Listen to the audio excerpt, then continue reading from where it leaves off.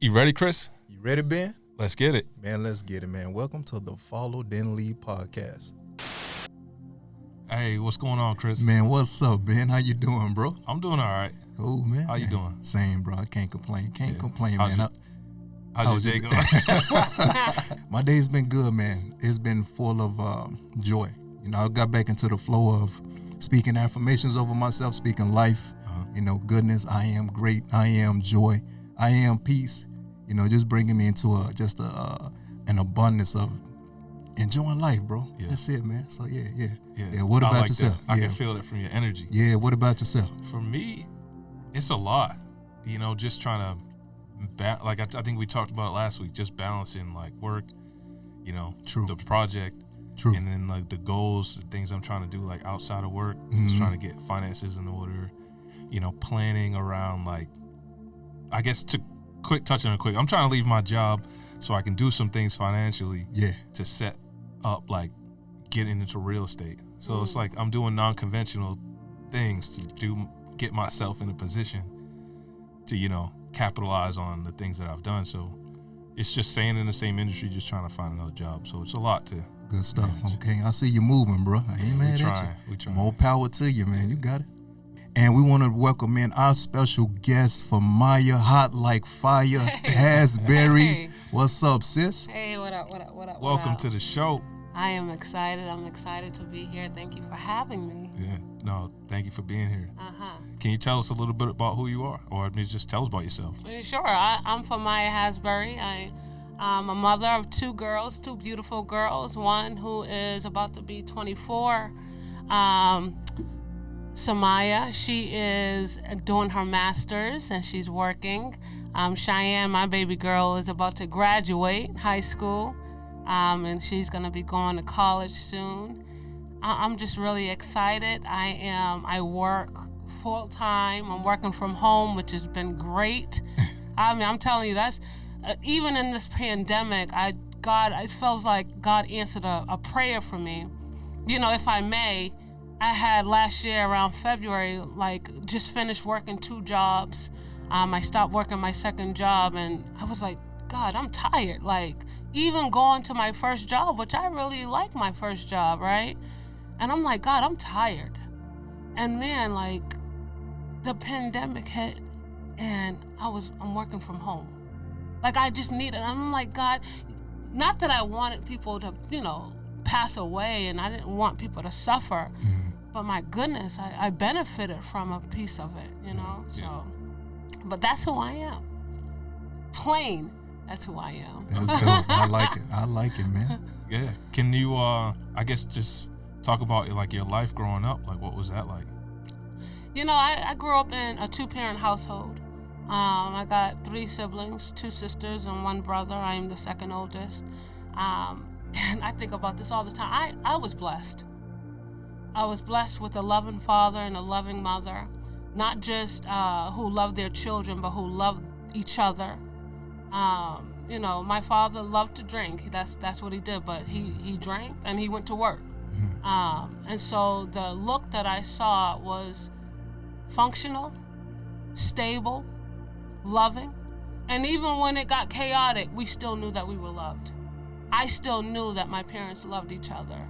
And so when my father passed away in 1997, possibly, something like that, 1998, that was hard. I mean, I was daddy's little girl. Now, there's 3 girls, and each of us had our own personal relationship with him. And for me, it was like, I was really close to my father. I'm having a conversation with you two. Yeah. I can sit down and have a conversation with my dad.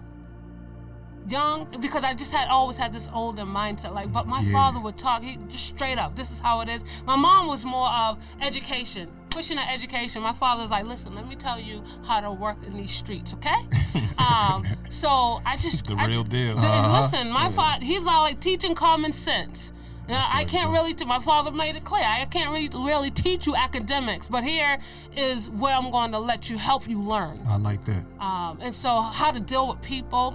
Listen, we grew up in a neighborhood, we moved from different places, but we always had stability when it came to work ethics, living arrangements. We didn't have a house. We rented all the time. But one thing our parents taught us, like when we moved to our neighborhood, my father was like, you make sure you speak to people. Yeah, that's important. Imagine seeing people all the time and you don't even wave to them. Yeah. That wasn't my father. My father didn't even matter how many kids were on the block. If the ice cream truck came around, everyone had ice cream. My mother would be like, where are you getting this money from? Like, how you going to do that? But, so it was just a really functional, stable. We talk about generational curses. That's a generational blessing.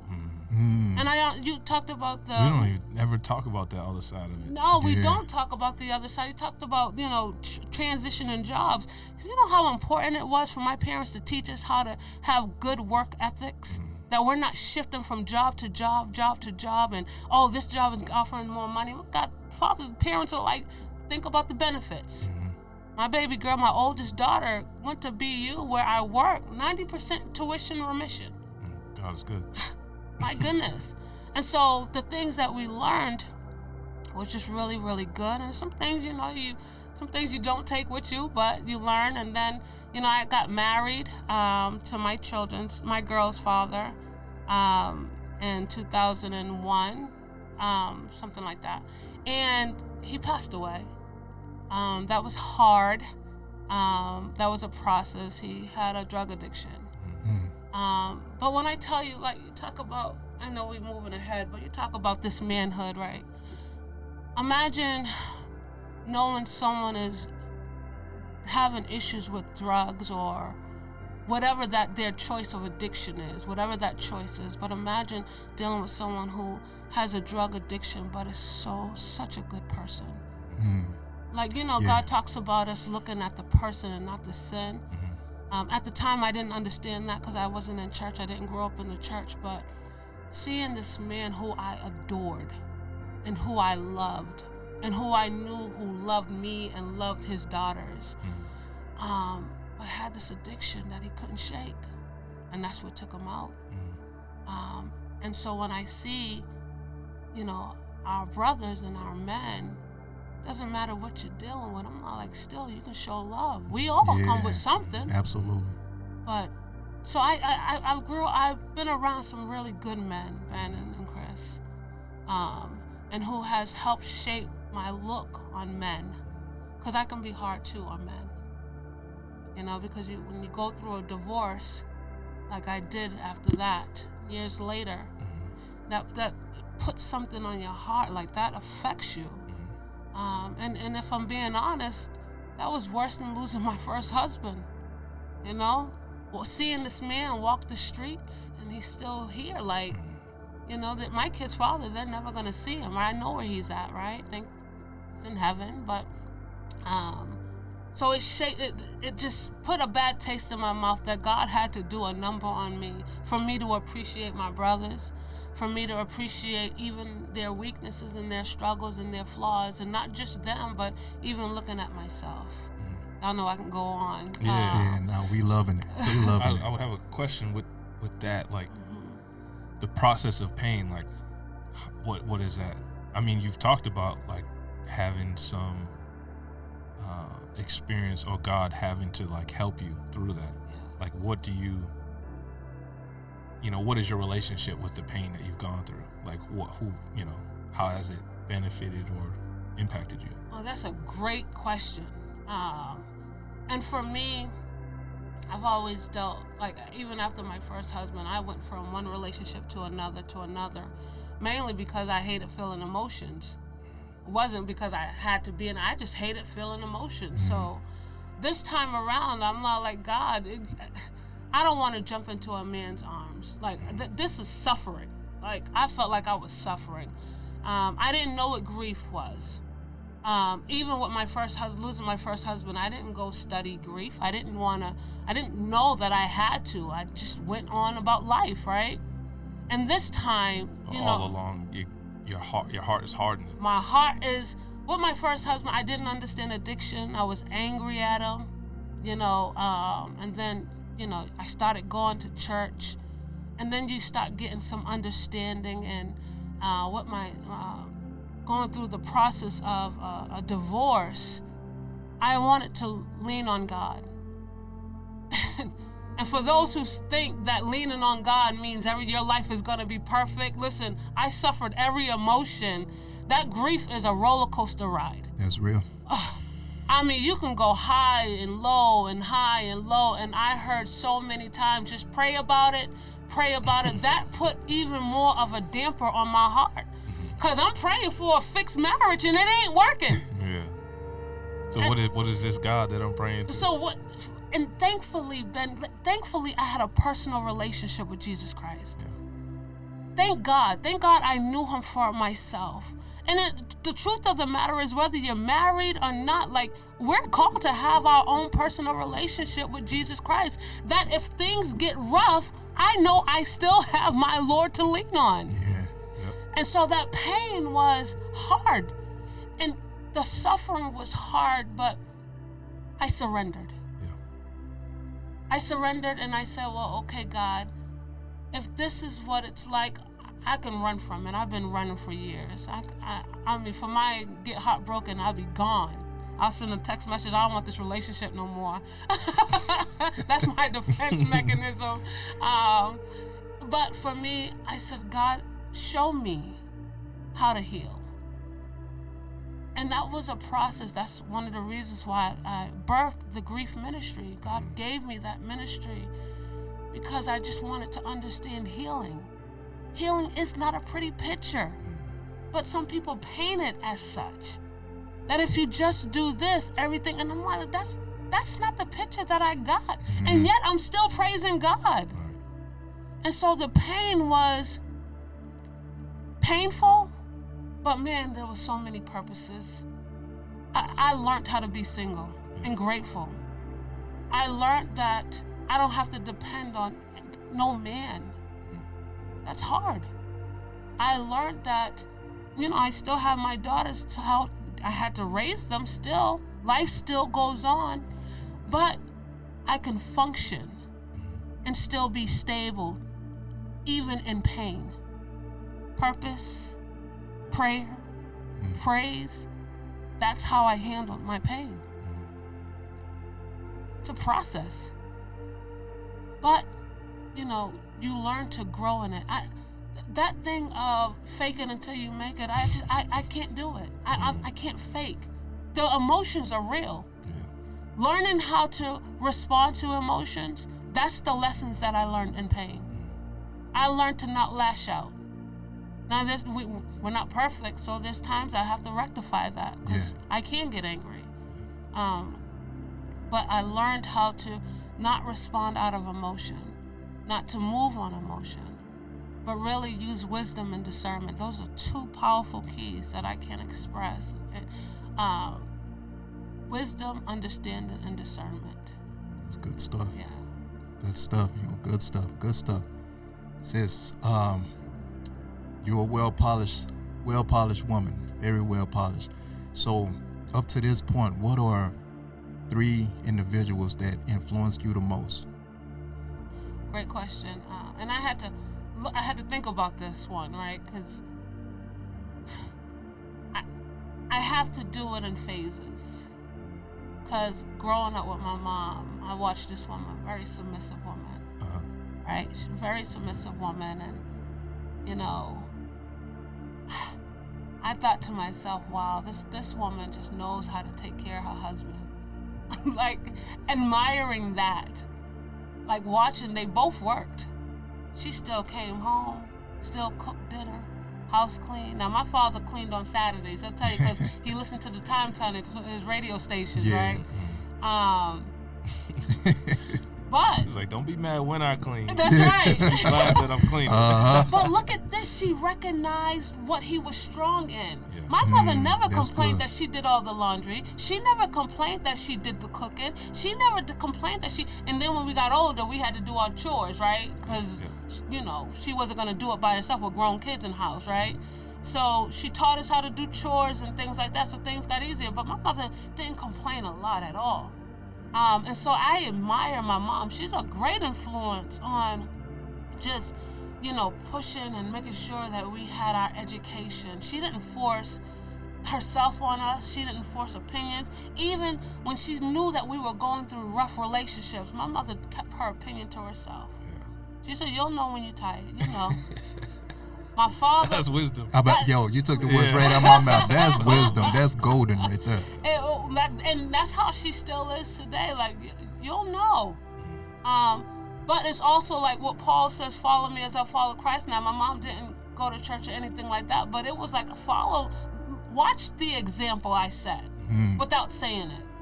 And so a lot of me and my sisters took a lot of her ways with us. I admire that submissive woman that she is, but also a very strong woman. Absolutely. What is submission?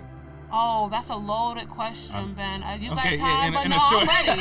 This sister's ready right here. I would say we can squeeze that in. Yeah, squeeze it in. Okay, what is submission? Oh, man. Because people can hear that and think a wide range of ideas on what submission is.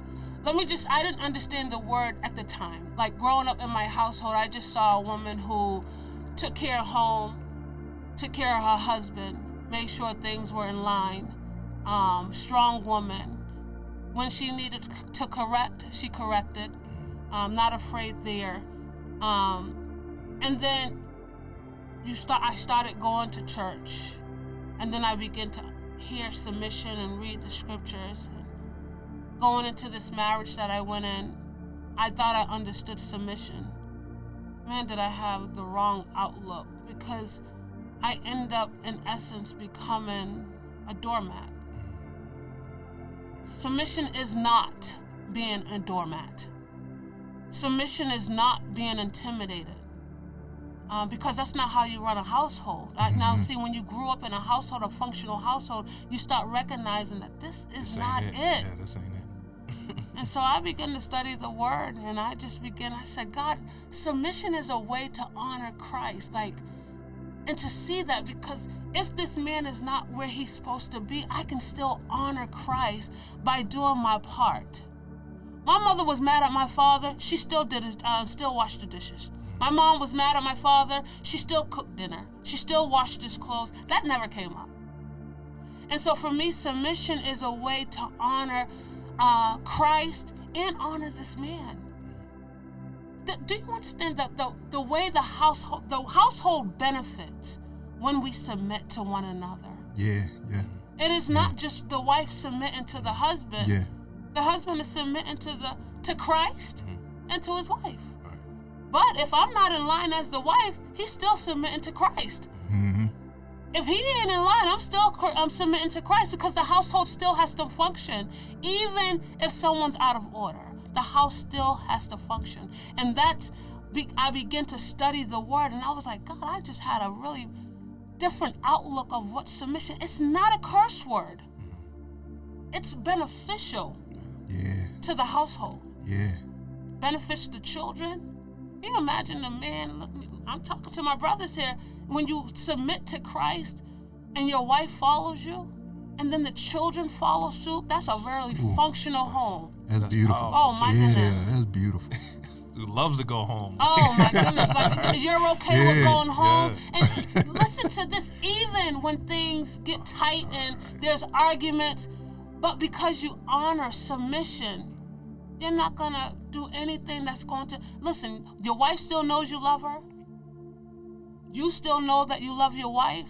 Vice versa, the kids still know that mommy and daddy not going anywhere. They get into their little spouse. Mm-hmm. Then they go in their room, watch them go lovey-dovey again. Like, the love is still there. They learn that's healthy. Yes. Absolutely. It becomes conditional. You can see, it's habitual. You can see it.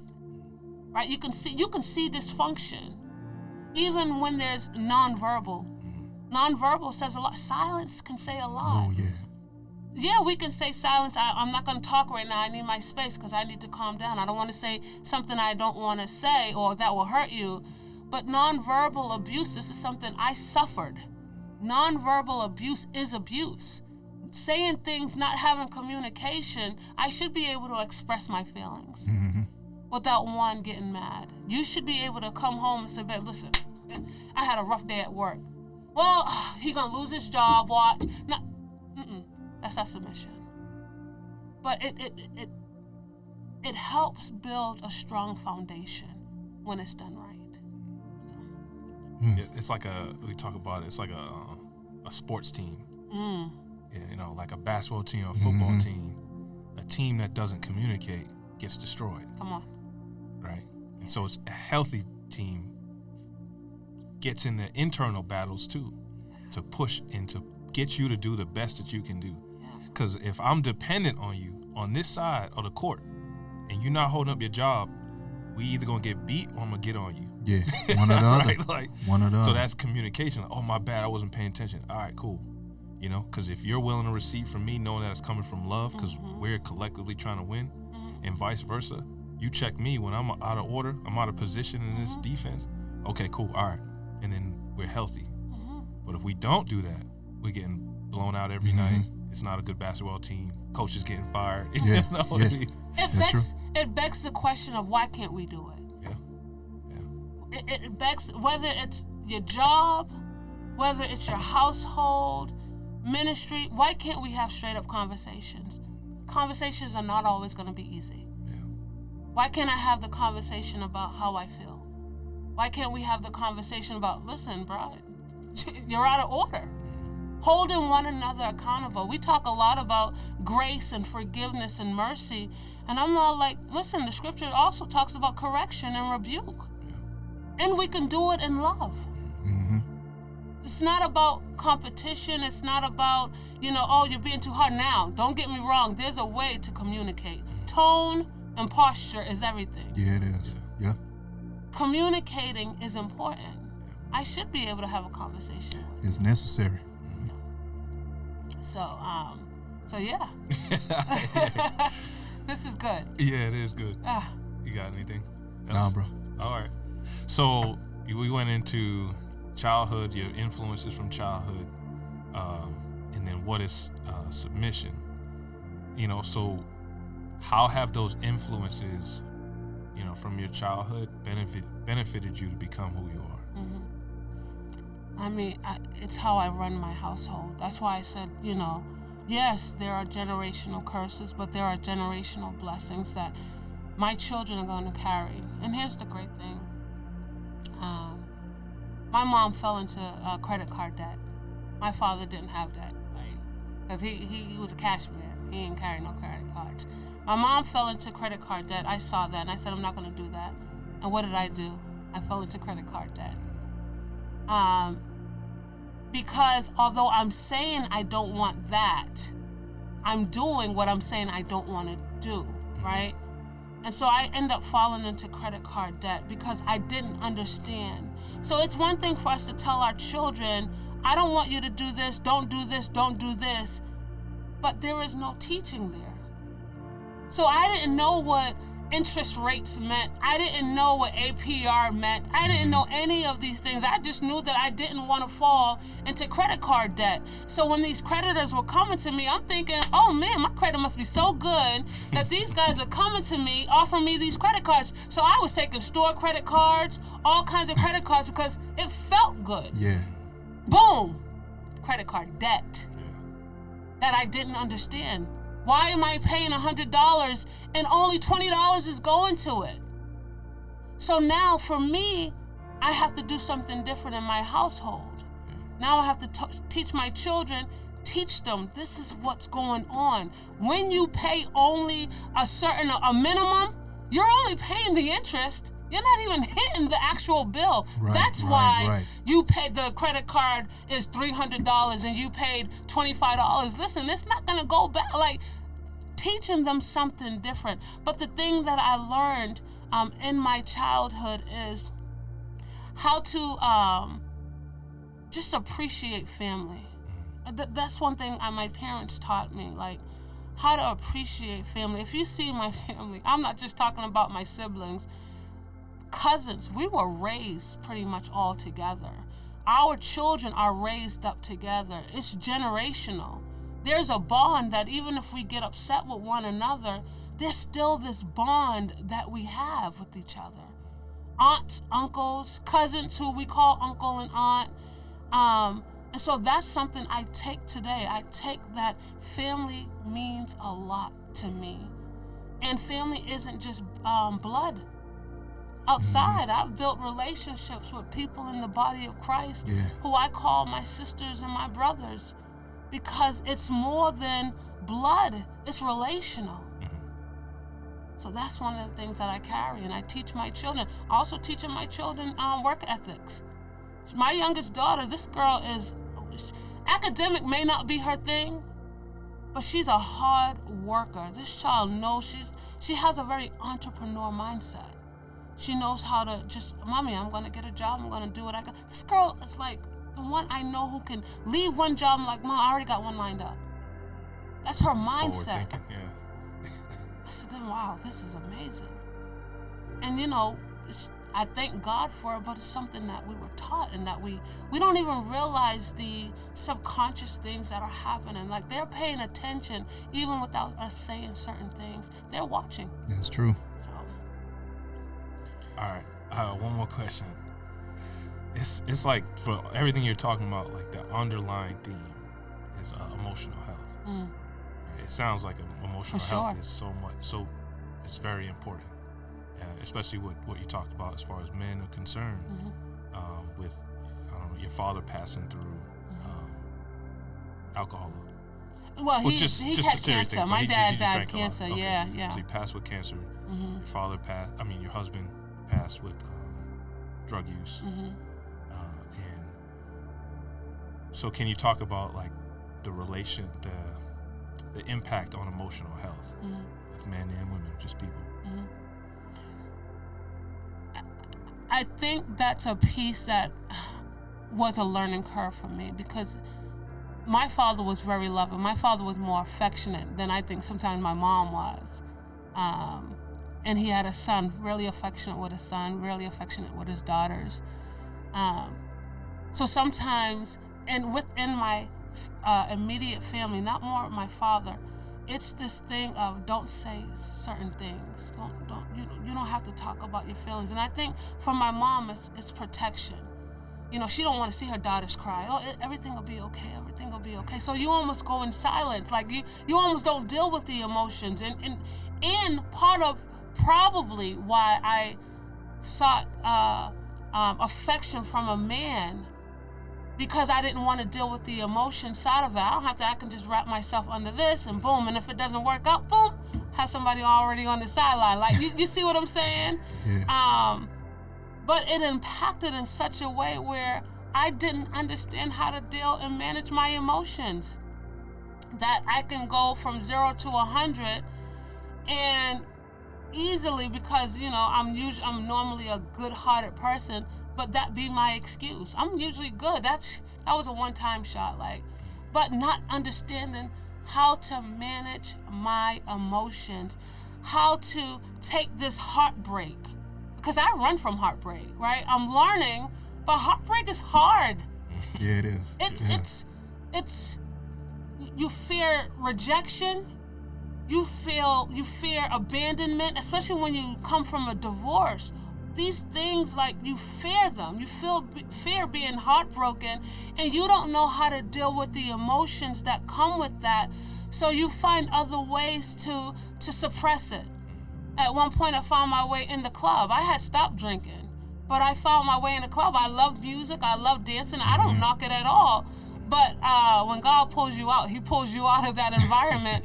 Because what God wants to do is show us how to manage our emotions. He says, right, in your anger, do not sin, right? Do not let the sun go down in your anger. Why? Because you'll give the enemy an opportunity to work in my life. So the more I studied the word, the more I begin to, okay, God, this emotion, help me to not respond to it. That I can be heartbroken and still manage. I'm not in dysfunction. I'm not unstable in all my ways. Listen, when you're all jacked up emotionally, mentally, physically, financially, I always say to a lot of women, look at your household. If your household is in disarray, laundry piling up, dishes piling up, there's something going on emotionally. I got laundry piled up at home right now. But that's the first thing I check when I feel overwhelmed in my house.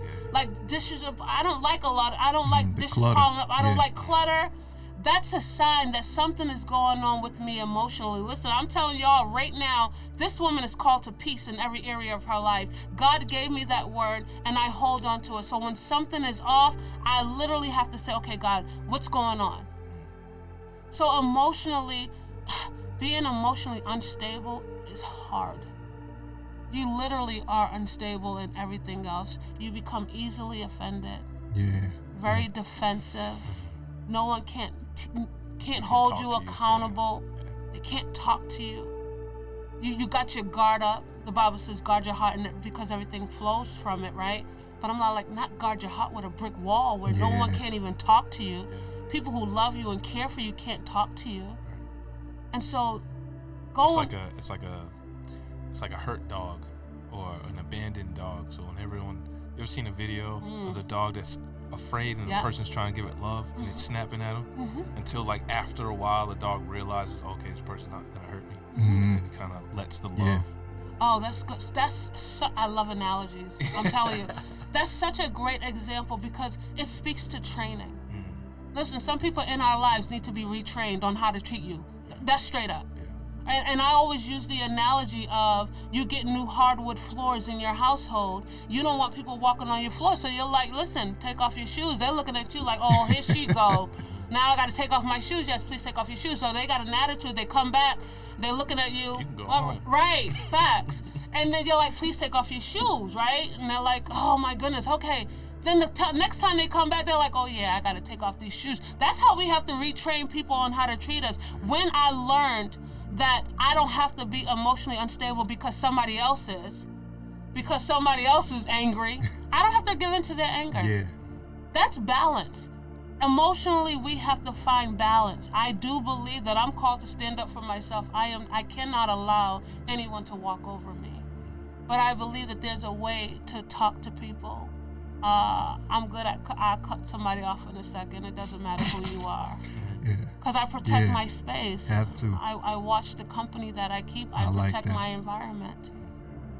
So emotion, and we're in the month of mental health. It's important to see my brothers and my sisters fall apart and want to give up because bills are bills are increasing and people are losing their homes. And the question becomes for us men and women of God, like, how do we encourage them without sounding holier than thou, without sending them saying, go and pray about it? Like, how do we keep them encouraged? We have to do the work ourselves, and it starts internal. Yeah. It's internal work that needs to be done. God had to show me through that divorce that, Famaya, you have to become so dependent on me that if somebody, even if they love you, break your heart, you're still good. I've learned to not entertain foolishness. I'm learning, you all. I'm learning. Because Famaya, I can go from 0 to 10. But I'm learning balance. Like, nope, I can't even give them that. So. Oh, man, I'm loving it. That's fire right there.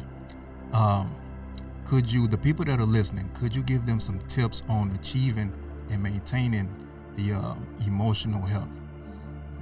It's a great question. Like, I would say, my first point, if you need to go get counseling, go get it. Amen. 100%. I'm still in it. It's been 2 years. Listen, God is good. I'm an advocate. I'm telling you, listen to this. Famaya had the counselors on one hand and the Bible in the other. Yo. Got to dap up on that. That's dope. That's how it works for me. I needed to understand healing. They have this way, when you're a professional, they have this way of pulling things out of you that you didn't even, imagine being able to sit down and no one's talking but listening. And they're asking you these right questions. You're like, man, nobody even asked me that ever. How you doing? Tell me about yourself. And you're like, what? Who are you? Who are you? That's a huge question. And you don't think that you have a lot to say until they start asking these questions. You're like, oh my God. So get the help that you need. Listen, especially for my brothers. 100%. It's not a crazy thing. You're not crazy because you need to go get help. There are traumas that we faced in childhood. There are children inside of us, grown-ups, that are still crying out, help me. Somebody tell me they love me. Adults. That little boy, little girl still crying out. So please, I'm an advocate for therapy. And it's not about time. 2 years. I had one at my job, a therapist, a black woman. And God led me to these women. It was so amazing. So I'm an advocate for therapy. Like, we just need to do the internal work. And obviously, I'm a woman of God. I just love the word. I can't tell you, listen, Jesus Christ has been my best teacher ever. I've just learned so much from the word. And for me, that takes time. And listen, for those who are not believers, that's quite okay. That's quite okay. Listen, I'm encouraging you to still do the work. You talked about, encouraging yourself in the morning and speaking good words over yourself. That's a great way. Speaking, anytime you start looking in the mirror and telling yourself all these negative things, I've done it. This woman struggled with low self-esteem, jealousy that, I wasn't outwardly jealous. You couldn't see it. Internally, I was burning. I can look at you, you tell me, Famaya, I just bought a house, so I'm in my heart knowing that I want a house. Oh, I can celebrate you though. Yeah. But internally, I would go home crying. Wow. So do the work, speak good words over yourself. Anytime you have a negative thought, out of your mouth should flow something positive. I'm ugly, but I'm beautiful. I'm beautiful. No, I'm beautiful. Yeah. They said I'm worthless. No, I'm worth it. Speak good words over yourself. And here's another aspect. Get around people who are like-minded. And be cautious here, because if you're negative, we tend to find ourselves around that same type of energy. Watch the company that we keep. That's important. Because if you find somebody feeding that negative energy, you just got from a breakup, right? And you want to say all these bad things about this person, you need somebody in your corner like, listen, what you gonna do about you? Yeah. What's the work you're gonna do on you? That you don't fall back into this trap, because that's the trend. We end up setting trends, going back to the same type, so that we don't fall back into the same type. What is the work that you're going to do? So you need people like that in your corner. But those are my big points, like just really affirmations and encouraging, but literally doing the work internal. Go get that help, please. Because hurt people do hurt people, and we may not do it intentionally. I don't intentionally hurt people, but I know when I hurt a person. Famaya I can go like this: be kind, get set off, go off, and then I go away like, God, I gotta pray. Boom, I go pray, go back to the person like, I'm sorry. They're looking at me like, I'm not ready for that apology, and I'm like, I said sorry. I even repented, understanding that they're not ready for that. Yeah. That doesn't make it. Just because you repented and you're ready to apologize, that's why I had to do the internal work. I mean, if I can add exercise to that one, exercise is That's a big. good, bro. Exercise is a big factor. I know I've in a recent breakup myself, and I felt there was one day like I'm trying to do the work, talking to my therapist, but then this work you have to do. Like, you can talk to somebody, but you have to apply this stuff. You have to be active in your own health. True. And I woke up one day, and I was struggling. Just it was my spirit. I just woke up like, man, like dang, am I doing this again? Am I in the same cycle? Am I running? And it was like the spirit was like, go get up, go run. Man, I've been running ever since. Come on, yeah, you bro. What I mean? Okay. Because it was like it fueled me with this, like the endorphins increase, and I didn't allow myself to dip back down because I came out of a dark place, and so then now I'm like, all right, I have to stay on top of this, because if not, these things in this world, are going to keep coming. All You're these right, things bro. are going to keep coming. They're going to keep you attacking your mental space and your spiritual space. And so, yeah, just exercise is key. I did. That's good. Oh, my bad. So not to cut you off, but I want to add on now too, bro. Yeah. Let's go. Look, Let's man. go. Find you a hobby that's positive and creative, and they can build you up. You know, whether it be photography, painting, going out into the community, and fellowshipping with elders, going to the what they call it, the old folk home, going over there, doing something that can build you up and make you feel good about yourself. That high self-esteem is powerful. So when you're out there doing something positive for yourself, and you putting it out there for other people as well, like being creative, like being helpful towards someone else, it benefits you greatly for your soul. That's so good. I mean, exercising, it doesn't matter the size, it doesn't matter, Yeah, true. Yeah. Do something. Walking is good for the mentals. I used to do boxing for exercising. Like, it gives us peace, right? It takes us off, our focus off of whatever it is that's going on. But in essence, like, it's building us, it's helping us discipline. Yeah. Because you begin to learn these things, and then you talk about being creative. Listen, when you're going through, you'll find a creative side, because you don't want to be consumed by those negative thoughts. Yeah. You're gonna fight. You're gonna fight. Like, you don't, because the enemy will have you just thinking all kinds of negative thoughts about yourself and all these other things, and you walk around and people can see that. Listen, if they can smell Jesus Christ on you, they can smell when you're angry and when you're mean, even if you don't, you're outwardly not responding to it. But people can see through all of that. So do the work. I love the exercise, because physical, I've been thinking, God has really been talking to me about stability. And the Bible talks about how a double-minded man is unstable in all his ways. I'm like, all his ways, God? Like, yeah, all his ways. Thinking about it, mentally we're off. When things are not going right, mentally we can be off. Physically we can be off. Emotionally, financially, intellectually, all of these things. Spiritually, because you're not reading, spiritually. you're not praying. Exactly. All of that, we can be off. We can be unstable in all those ways. That's why our house would all of a sudden have all this clutter. That's why all our minds are running rampant. Not to say, listen, we're going to feel it. You was in a relationship, you're heartbroken, you're going to feel that. But the things I read, I forgot where I read it from, but he said that whatever is consuming you is going to control you. So if all we're focused on this negative aspect, that's what's going to control us. And then that's going to control how we think, what we speak, so on and so forth. So this is mental health. May is the month of mental health awareness. It's important for us to get our mental health in line.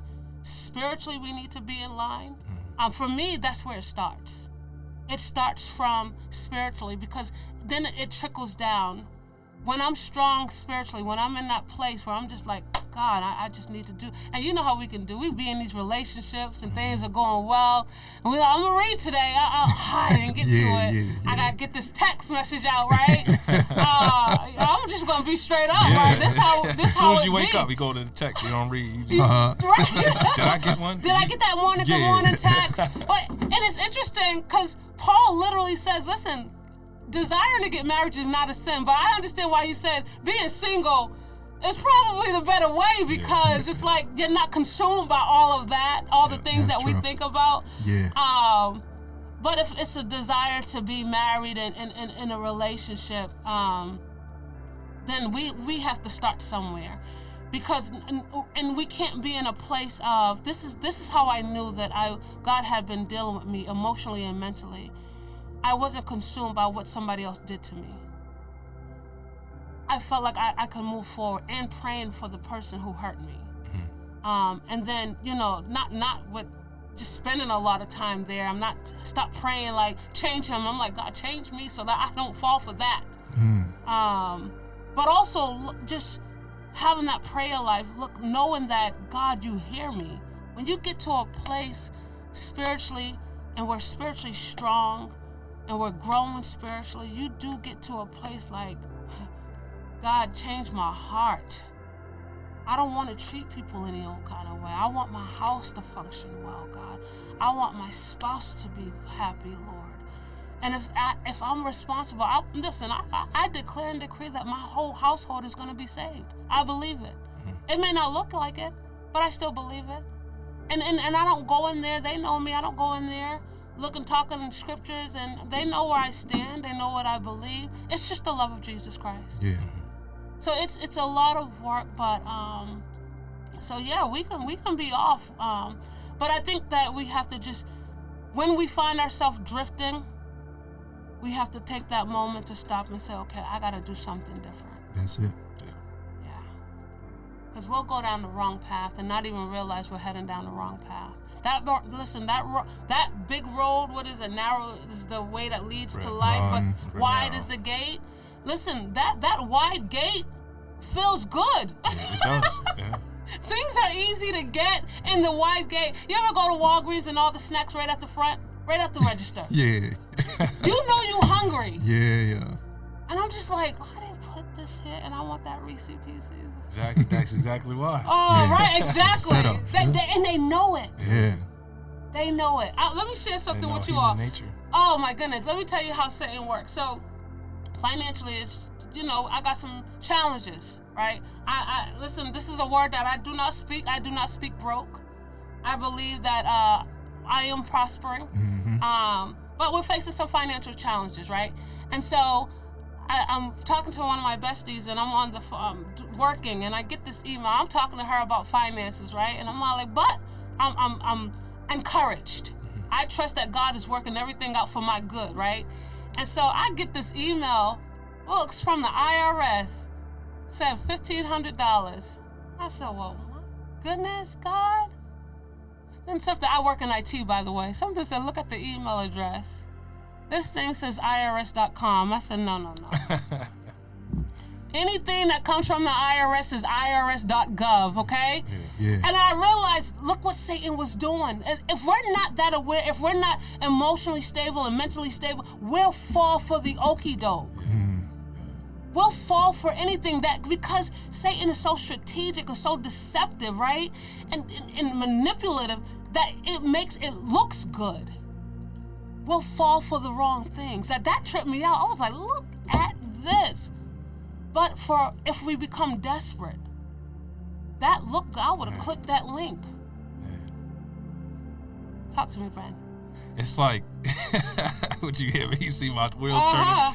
It's like, in my recent life, Chris knows, it's like, generational cycles will continue until you do this work, right? Because the things that, I've always heard, like my job is to fight.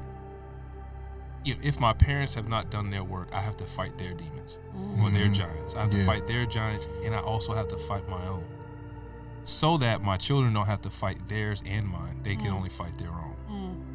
So that's double amount of work, right? That you have to do. That's a bigger mountain to climb, but it's so necessary, And I realize, like in my recent life, like what you're saying, like if you don't do these things emotionally, spiritually, you're gonna continue these cycles that you've created or somebody has created for you, and you're just gonna keep walking in. Even though you're saying, I'm gonna break this, but you're not changing, right? You're not evaluating yourself. Oh, I'm breaking this. It's like society out. Everyone's talking about, everyone's boosting mental health, but they're not really doing anything about it. They're just talking about it because it's pop not culture. doing the work. It's all exciting. They're not doing the work. Trend right now. It's the trendy thing to say. It's like, okay. But my recent life, I realized, like, why do I want this thing so bad? I'm fighting to keep this thing in my life because it was gonna do something for me. And I'm like praying, like, God, like, what is it? Why am I straining? It's like, I feel like everything in me is straining, like, to keep it. And he's like, well, do you trust me? Like, you've been doing all this work on yourself to improve, but this one thing you haven't let go. You haven't entrusted me with this yet. Do you trust me? And then I let go. I'm like, okay, God, I trust you. And it's the hardest thing to do, to let go of the things you holding on to tightest. Come on. Right? Like, you know, okay, let me talk about it. Like, specifically, it's like women, like, you know, like, I've been controlling this thing my whole life. Yeah. I've been choosing. I want this, I want that. Okay, this type of thing, this type of that. And then you have all these, you know, just in society, we have these checklists of things, okay, that this person should have, men and women. Mm-hmm. We have these checklists. Okay, I might be okay with this one off the list, but this one's gotta be there. Yeah. And it's usually like fleshly things, right? Or even like spiritually, like, oh yeah, they go to church. Oh yeah, they believe. Oh yeah, they talk a good game. Okay, they come from a good family. Mm-hmm. But until you do the work, until you really trust God and let go of these things that we're like fighting to keep, you know, you're gonna keep walking in the same footsteps. And so I realized after that, I have a conversation with my father. Without telling him, talking about the experience, he tells me the exact same reasons I was going into this were the exact same reasons he went into the relationship with my mom. And things fell the way they did. And before I made the decision, I was like, God, like I'm trying to break this cycle. I'm trying. Like, this is what I'm trying to break this cycle. And he's like, what if not doing it is going to break the cycle? What if going that direction, following me, like let it go? That might, what if that breaks the cycle? Oh, maybe. But that's not easy. That was the hardest decision. Self-control isn't easy. Thank you for listening to the Follow Then Lead podcast. You can reach us on social media at... The email is followthenleadinc@gmail.com. Instagram, Follow Then Lead Podcast. And our Twitter is Follow Then Lead P. Until next time. Take it easy. Word.